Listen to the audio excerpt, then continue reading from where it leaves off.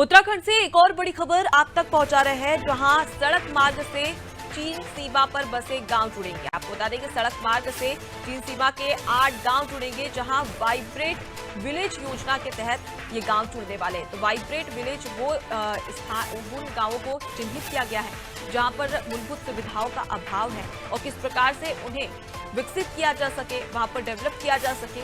और इन्हीं के तहत तमाम जो गांव हैं उन्हें वाइब्रेट विलेज के लिए चिन्हित किया गया है, जिनमें से चीनी सीमा पर 8 गांव तैनात हैं, जहां पर अब सड़क मार्ग से जोड़ने के लिए यहां पर राज्य सरकार की ओर से कवायद तेज कर दी गई है। ज्यादा जानकारी लेंगे, हमारे साथ में सोनू लगातार जुड़े हुए। सोनू, वाइब्रेट विलेज को किस प्रकार से अग्रसर किया जा सके, आर्थिक स्थिति मजबूत किया जा सके और साथ ही जो मूलभूत सुविधाएं गांव के लोगों को मिलना चाहिए, ग्रामीणों को मिलना चाहिए, उसकी जद्दोजहद में भी राज्य सरकार हर वो प्रयास करती नजर आती है। अब इसी के तहत 8 गांव ऐसे हैं जहां पर सड़क निर्माण करवाया जाएगा।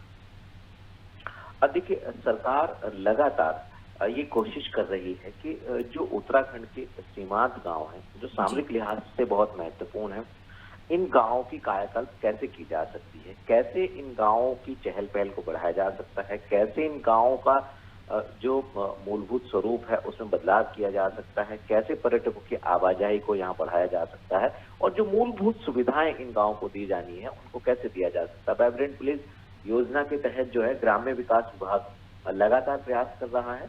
हाल ही में जब केंद्रीय गृह विभाग की कुछ गाइडलाइनों के चलते इनर लाइन परमिट देने की में कठिनाई सामने आ रही थी, तो उसका सरलीकरण करने की भी बात कही गई है। और अब जो चीन सीमा से जुड़े गांव, यहाँ पर मूलभूत सुविधाएं हैं, खास तौर से सड़कों को पीएमजीएसवाई के माध्यम से इनसे कनेक्ट किया जा रहा है, ताकि सामरिक लिहाज से महत्वपूर्ण माने जाने वाले, पर्यटन के लिहाज से महत्वपूर्ण माने जाने वाले इन गांवों को और सशक्त किया जा सके। लगातार कोशिश की जा रही है। जिनका आप जिक्र कर रहे हैं ये पिथौरागढ़ क्षेत्र के हैं, 8 गांव हैं और इसके अलावा दूसरे चरण में कुछ और ऐसे ग्रामीण क्षेत्र हैं जिनमें सड़कों को पहुंचाया जाएगा। कहीं ना कहीं सामरिक लिहाज से महत्वपूर्ण माने जाने वाले इन गांवों की कायाकल्प होगी और इससे न सिर्फ पलायन रुकेगा, बल्कि स्थानीय स्तर के लोगों को रोजगार के साधन भी मिलेंगे।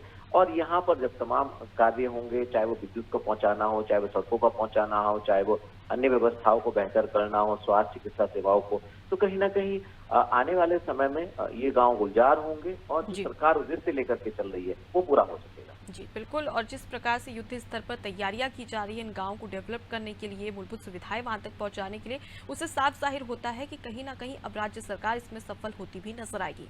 मैं आपके पास लौटूंगी सोनू, आगे भी आपसे अपडेट लेंगे। तो सड़क मार्ग से कई चीन सीमा पर बसे गाँव जुड़ने वाले हैं, जिनकी संख्या 8 बताई जा रही है, जहाँ पर सड़क निर्माण राज्य सरकार की ओर से कराई जाएगी।